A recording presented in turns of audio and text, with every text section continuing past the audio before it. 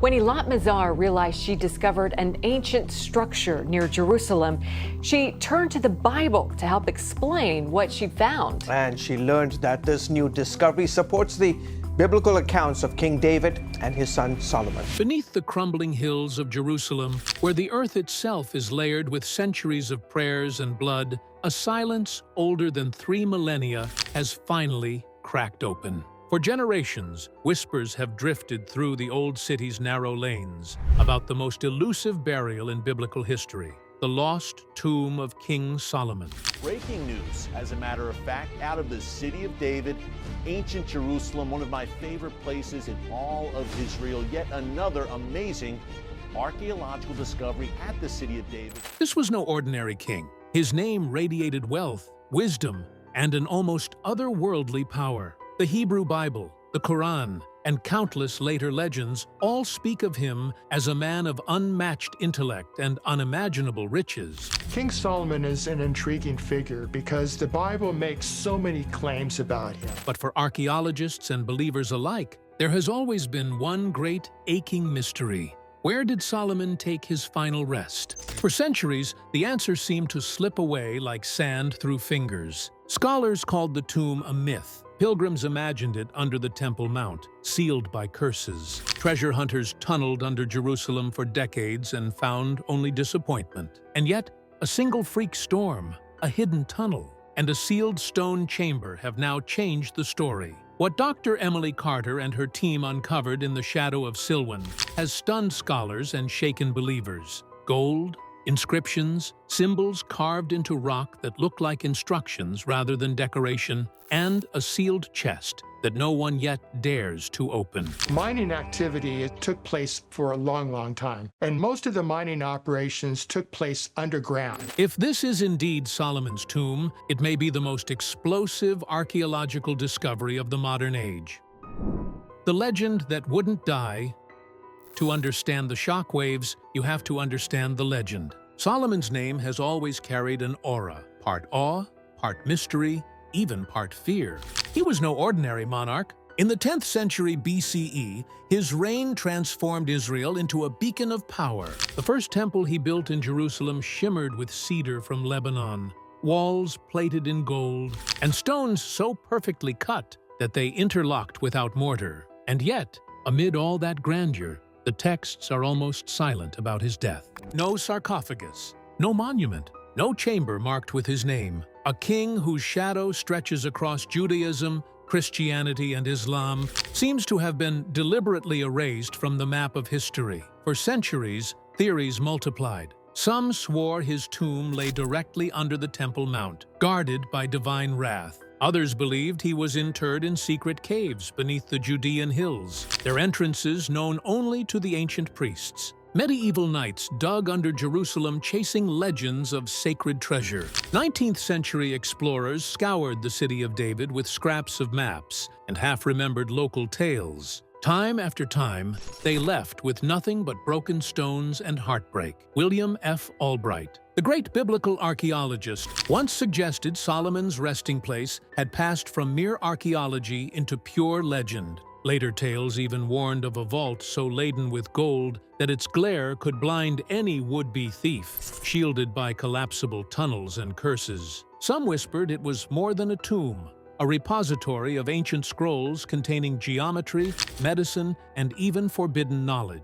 By the early 1900s, most scholars had moved on. Solomon was treated as half historical, half mythical. The tomb was a poetic idea, not a real place. And yet, the pull of the story never vanished. At the Western Wall today, countless worshippers whisper prayers, convinced that somewhere below their feet lies the body of the world's wisest king. Recent finds, copper mines at Timna, artifacts suggesting vast trade networks linking Africa, India, and Arabia have only deepened the question. If Solomon's wealth was real, if his fleets and alliances existed, then surely his tomb must too. The tunnel that shouldn't exist. The breakthrough came not with a map, but with a storm. After heavy rains loosened a hillside at Silwan, Carter's team scanned the slope with ground-penetrating radar. At first glance, The terrain looked unremarkable. Rugged limestone, scrubby shrubs, a patch of land walked over by locals for centuries. But the radar told a different story. Instead of random cracks and voids, the Earth revealed straight lines, sharp corners, and an intricate grid. Nature does not cut stone like this. This was design. At first, Carter assumed it was another piece of Jerusalem's underground, perhaps a cistern or an aqueduct. The city is riddled with them. But this was deeper, stranger. Some passages led nowhere, ending abruptly in blank walls. Others looped back on themselves like a maze. These weren't mistakes. They were decoys. Whoever built this structure did not want it found. Worse, the limestone was unstable. Sections looked deliberately weakened to collapse on intruders. Ancient engineering with modern paranoia, Carter called it. The tunnels felt alive, as if they were actively resisting discovery. Then the markings appeared. Faint carvings just outside the first hollow, half buried in mud, Hebrew symbols, weathered but legible. Cleaned carefully, they revealed a pattern of 7 lines and 7 symbols, a number tied directly to the first temple's 7-year construction. To Carter, it looked less like graffiti and more like coded instructions. But this was Silwan, politically volatile ground. Excavation here risks not just cave-ins, but diplomatic crises. Security was tightened. Rumors swirled of looters, extremists, and governments quietly taking an interest. The archaeologists felt the weight of history and politics pressing in on their helmets as they descended. Breaking the ancient seal for weeks, they stared at a single stone slab deep in the tunnel. A barrier fitted so perfectly it showed no seams. Grooves and faint markings surrounded it. High-resolution scanners revealed hidden details. This was not just a door. It was the heart of a defense system. One wrong move could bring the entire hillside down. Using laser scanners and 3D modeling, Carter's engineers mapped every crack and hollow, as if they were defusing a bomb whose wires were made of rock and time. Then, on the 3rd day of delicate adjustments, it moved. A low, resounding groan echoed through the chamber as the slab shifted for the first time in centuries. Dust rained down, the ground trembled, and then silence, followed by a rush of stale air. 3,000 years trapped in stone now exhaled into the modern world. Beyond the slab lay darkness. Flashlights cut through it, their beams landing on something that silenced the team. Gold. Not a speck or a coin. Vessels stacked along the walls. Golden bowls carved with Hebrew inscriptions. A slender menorah still standing. Jars of perfumes and spices whose scents, frankincense, saffron, thyme, hung in the air as if time had stopped. Silks from distant lands, ivory lions and palm trees under centuries of dust. It was no longer a legend. It was real. But the gold was only the surface, the forbidden knowledge in stone. The true shock was on the walls. Torchlight revealed carvings, spirals, triangles, ratios, less like decoration and more like blueprints. This was not a tomb. It was a library written in stone. At the northern wall, one symbol dominated, a star etched with precision, eerily resembling the later Star of David.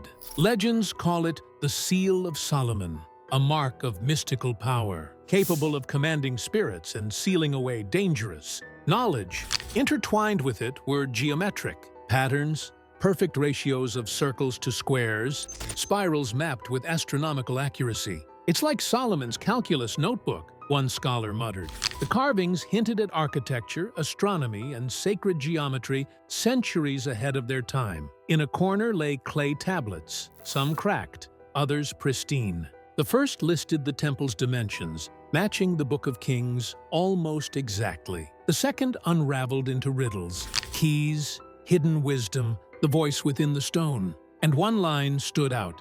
The light of knowledge is locked until the star is turned. Was this metaphor or instruction? The words echoed texts attributed to the so-called Key of Solomon, a medieval book of magic. But here they were in a hall sealed 3,000 years ago. And then the chest appeared. Small, unassuming, but heavy with presence. Carter wrote in her notebook, "Standing next to it feels like trespassing in someone else's memory." No one dared open it. When Solomon spoke from the walls instead, Another discovery drew their attention: faint Hebrew letters hidden behind soot on the eastern wall. Carefully brushed and lit, they formed words.